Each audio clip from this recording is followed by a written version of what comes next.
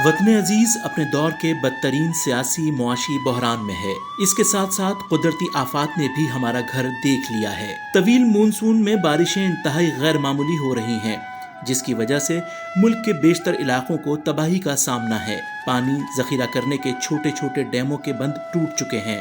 ہزاروں گاؤں اور دیہاتوں کے ساتھ اکثر آبادیاں زیر آب آ چکی ہیں۔ اس وقت زیادہ بدتر صورتحال کا سامنا بلوچستان جیسے پسماندہ صوبے کی پسماندہ ترین آبادی کو ہے، جو مزید تباہی سے دوچار ہے۔ ایسے موقع پر کراچی میں درد دل رکھنے والے دریا دل مخیر ترین افراد کیسے پیچھے رہ سکتے ہیں؟ طویل مونسون کی تباہ کاریوں سے کراچی بھی نہیں بچ سکا ہے۔ گزشتہ 2 دہائیوں سے نظر انداز کیے جانے کے باوجود ملک کے معاشی دارالخلافہ کی تاجر برادری ہی سب سے زیادہ ٹیکس کے ساتھ پورے ملک میں ہونے والے رفاہی کاموں کے لیے بھی سب سے زیادہ عطیہ دیتی ہے، جن میں میمن برادری، پنجابی سوداگران دہلی، اردو بولنے والی دیگر برادریاں اور پنجاب کی چنیوٹ شیخ برادری سے تعلق رکھنے والے افراد نمایاں ہوتے ہیں۔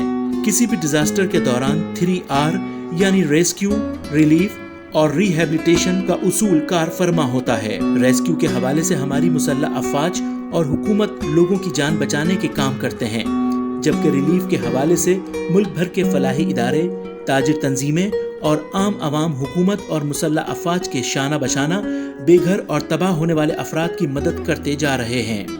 اس حوالے سے عالمگیر ویلفیئر ٹرسٹ انٹرنیشنل نے فوری طور پر 50 ملین کے ابتدائی فنڈ سے امدادی سرگرمیوں کا آغاز کر دیا ہے، اور ساتھ ہی مختلف کارپوریٹ سیکٹرز کی جانب سے بھی تعاون کیا جا رہا ہے۔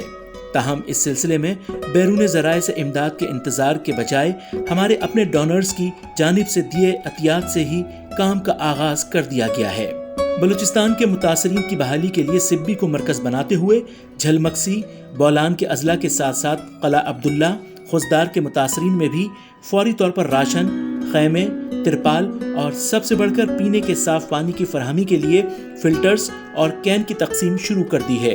یہاں یہ بات قابل ذکر ہے کہ آپ کو عالمگیر ویلفیئر ٹرسٹ کے ٹرک بلوچستان جاتے ہوئے نظر نہیں آئیں گے، کیونکہ عالمگیر ویلفیئر ٹرسٹ کا ہمیشہ یہ طریقہ کار رہا ہے کہ ڈیزاسٹر کے موقع پر مقامی لوگوں کے ساتھ مل کر مقامی سطح پر خریداری کی جائے، تاکہ نہ صرف لاجسٹکس کی کاسٹ کو کم کیا جا سکے بلکہ اس کے ساتھ ساتھ متاثرہ علاقوں کی معیشت کو بھی استحکام مل سکے۔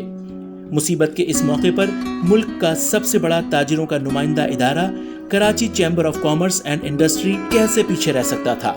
BMG کے قائد جناب زبیر موتی والا کی قیادت میں تاجروں کی سب سے بڑی نمائندہ تنظیم نے حکومت اور فلاحی اداروں کے ساتھ مل کر اپنے دکھی ہم وطنوں کی خیر خواہی اور مدد کے لیے کام شروع کر دیا ہے۔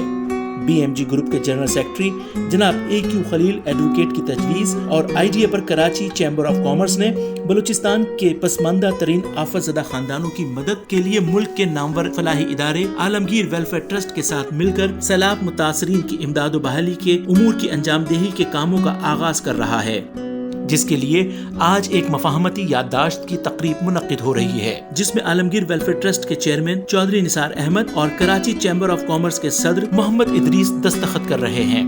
اس مفاہمتی یادداشت پر دستخط کرنے کا مقصد اللہ کی رضا و خیر کا حصول اور تعاون و امداد باہمی ہے۔